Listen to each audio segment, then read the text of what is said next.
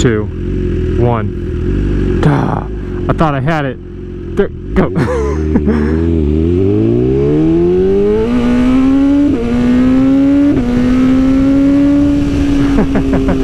88 miles per hour, Doc. Oh man, guys, I could not have asked for better weather today.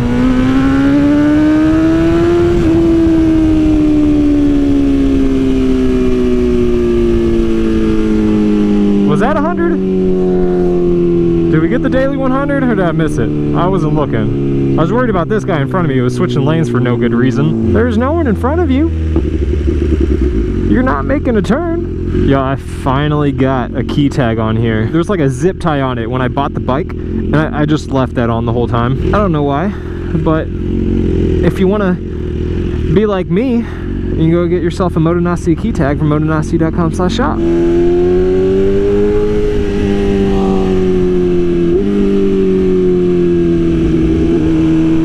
This week is CES, and if you're not familiar, CES is the Consumer Electronics Show.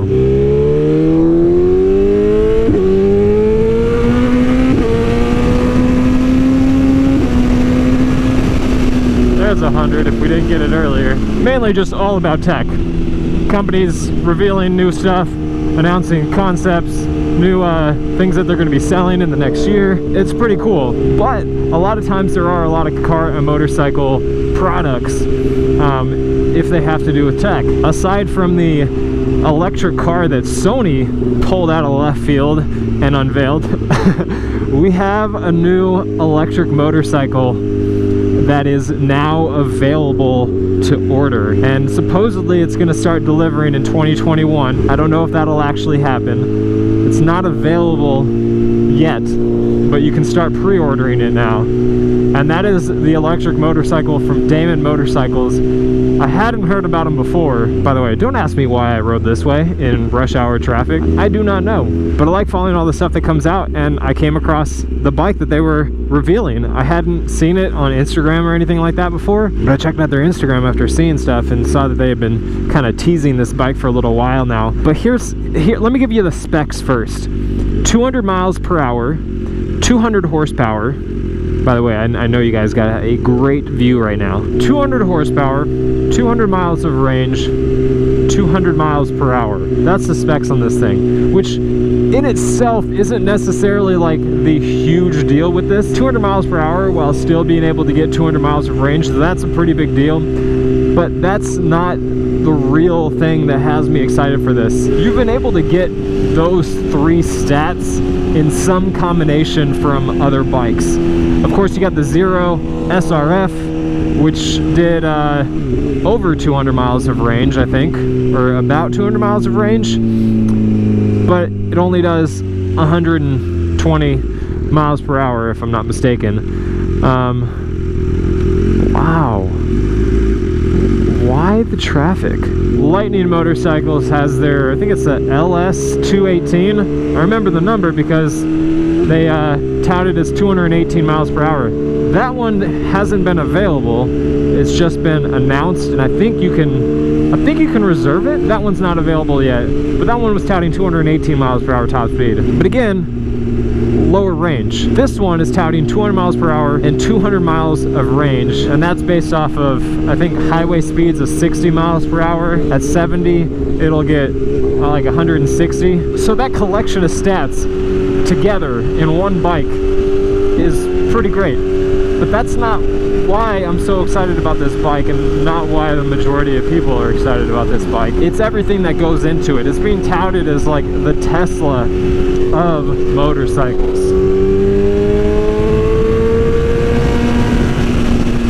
But it's not just about being an electric bike. It has what they call their co-pilot system, not autopilot. The bike isn't going to ride itself, but it's got a co-pilot system which has sensors, radar, cameras that take in the surroundings and alert you to different things around you. I guess it's got haptic feedback in the handlebars. That was pretty awesome to see. By the way, I don't know why I turned here because I don't need to go this direction. So I was pretty stoked about that. That's pretty cool. You don't see any other motorcycle company doing that, regardless of what powers it. The other thing is that it has fully adjustable ergonomics. The handlebars, the suspension, the foot pegs, the seat, all of it can be adjusted to give you a more standard seat position, like riding position. So you can either have it super aggressive, like, you know, sport bike, or you can have it adjusted to be a little bit more upright, more akin to, you know, what you would be riding in something like, you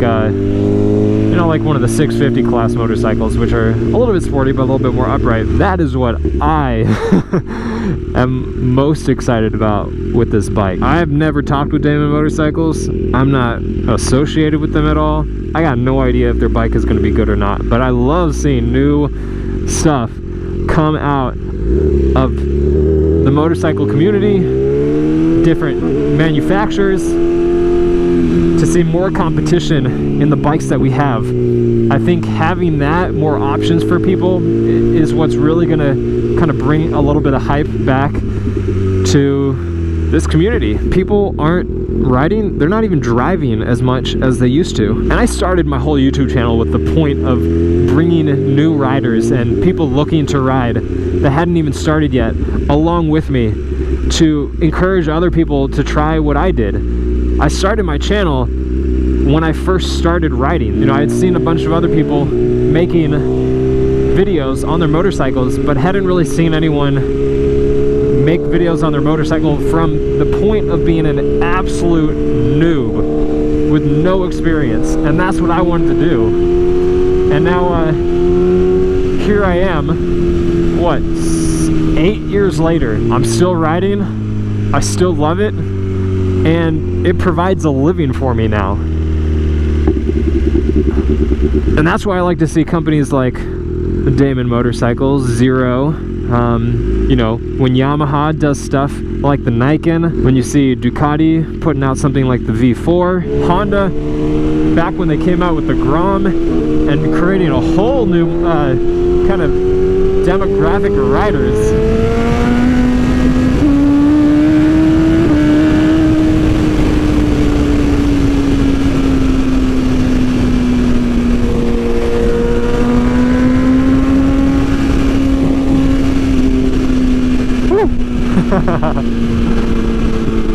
Jeez. Heck, BMW, who brought out the S1000R RR and basically pushed other manufacturers to up their game in the leader bike department. That's what I like to see. So I'm really excited about this bike. I think it's the first electric sport bike that's really had both a new and fresh look while still looking like it belongs amongst the current traditional sport bike market. And they're doing all of this with a cost of $25,000. The price is always going to be a point of contention when you're arguing the feasibility of an electric motorcycle. But when you look at what it's trying to compete with, you know, the other 200 horsepower, 200 mile per hour bikes, and now you have something that's electric, has instant torque, costs way less to run than a traditional bike. You're not paying for oil, you're not doing oil changes, you're paying half as much or less for electricity, even more so if you live in another country where petrol is a lot more expensive than it is here in Texas, and those savings add up. So I'm really excited to try it out. I can't wait till it actually goes into production. I really hope I get to ride it sooner rather than later. And let me know what you guys think. What do you think the electric motorcycle market needs? What do you want out of an electric motorcycle that would make it worth it compared to the traditional sport bikes?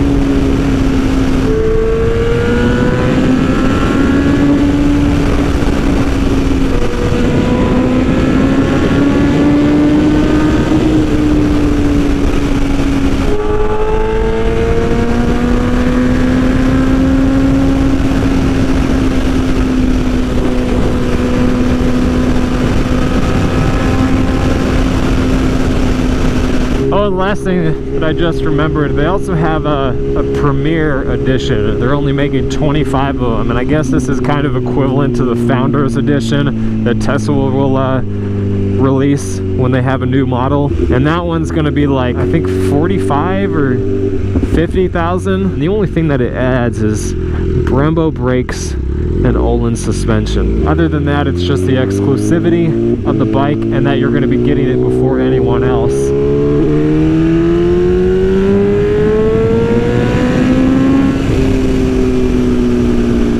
But that's going to be it. I hope you guys enjoyed the video. If you enjoyed it, hit that like button. If you're not subscribed already, make sure you do so. Hit that sub button down below. Turn on post notifications so you get notified of all the videos when they go live. Again, if you want to get any of my merch, key tags, wristbands, stickers, shirts, it's all on my website, motonosity.com/shop. I'll link that down in the description. You guys have been awesome.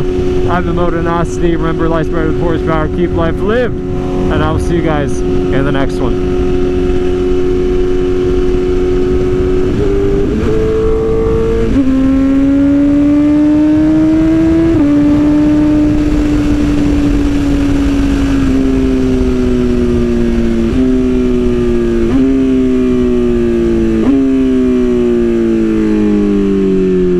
Not gonna get that from an electric bike.